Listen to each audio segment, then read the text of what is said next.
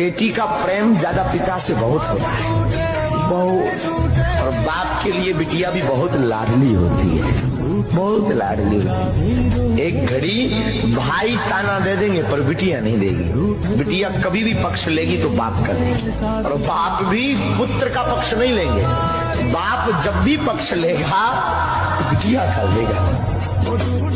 माताएं जब भी पक्ष लेती पुत्र का लेती, और बाप जब भी, पिता जब भी पक्ष लेता है ना, बिटिया का पक्ष लेता है। और बिटिया भी कितनी कठोर दिल की होती, जिस घर में रहती माँ बाप जिनके साथ खेली, बड़ी भई पड़ी भई, एक पल में वो परायों को अपना मान लेती। उस बेटी से पूछो जो अपने पिता के घर को छोड़कर आती है, उसको कैसा लगता है। एक पल में 20 साल का नाता तोड़ देती, एक पल में।